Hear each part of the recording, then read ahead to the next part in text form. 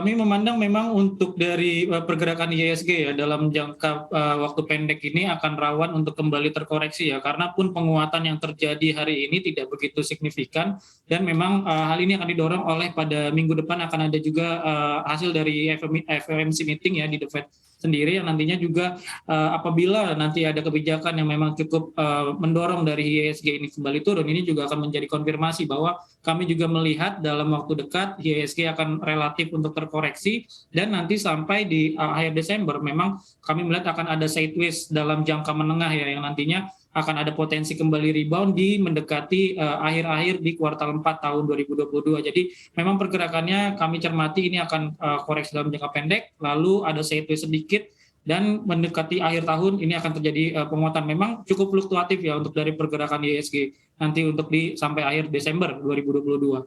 Oke, kalau dari Anda Mas Bias seperti apa nih melihat indeks harga saham gabungan kita di bulan Juli ini potensinya menghadapi sejumlah uncertainty yang mungkin saja nanti muncul ya di bulan Agustus sampai dengan Desember, akan bagaimana kondisi dari market kita?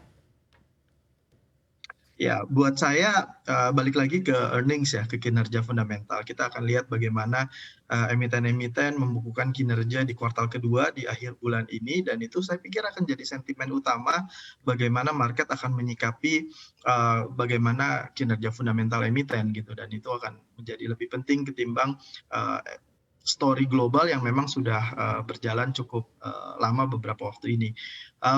Buat saya ekspektasinya inflasi akan mereda karena satu sisi ada mulai ada koreksi dari harga komoditas karena demand yang turun karena pengetatan tightening moneter, kemudian juga di sisi lain kita melihat ini baik untuk inflasi gitu dan ekspektasi suku bunga. Tapi kalau misalnya harga komoditas yang terkoreksi itu lebih seperti minyak maupun emas dan komoditas lain yang sebenarnya bukan komoditas unggulan Indonesia, saya pikir itu malah justru akan menjadi positif buat Indonesia gitu ya, selama harga gold masih di atas 350 US dollar per ton misalnya. Oke, ekspektasi earning dari Anda seperti apa? Apakah memang cukup bisa bagus untuk mendongkrak indeks harga saham gabungan, dan kalau dilihat dari sisi sektor nih, akan sektor mana sebenarnya akan cukup resilient ya menghadapi berbagai macam potensi-potensi termasuk resesi dan lain-lain ini, Mas Bias?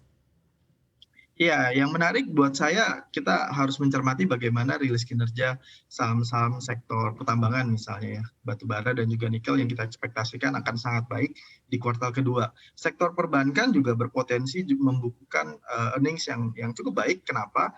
Dari sisi Q on Q, karena di kuartal kedua sampai dengan Juni kemarin pertumbuhan kredit itu luar biasa cukup tinggi, bahkan mencapai double digit. Dan beberapa sektor lain, misalnya consumer domestik dan juga retail, saya pikir cukup diuntungkan dengan pemulihan ekonomi dan perbaikan mobilitas masyarakat di kuartal kedua ini pasca Lebaran.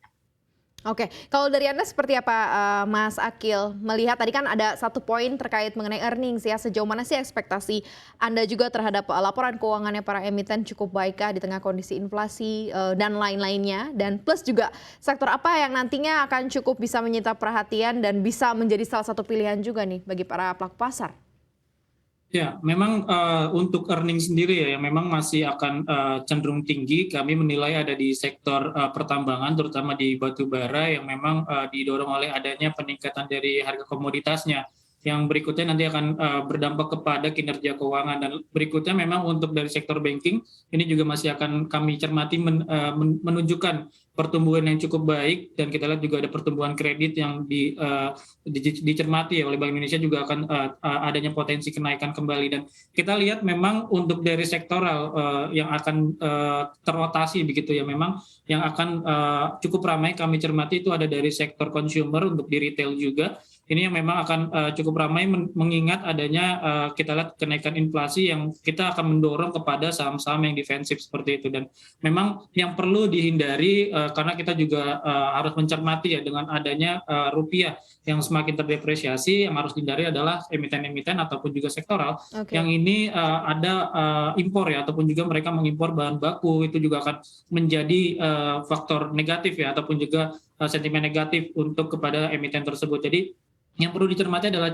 bisa dilihat dari komoditas, lalu juga perbankan juga masih cukup menarik, dan yang ketiga memang untuk dari sektor consumer ini nampaknya akan ada rotasi dalam beberapa waktu ke depan ya, seperti itu.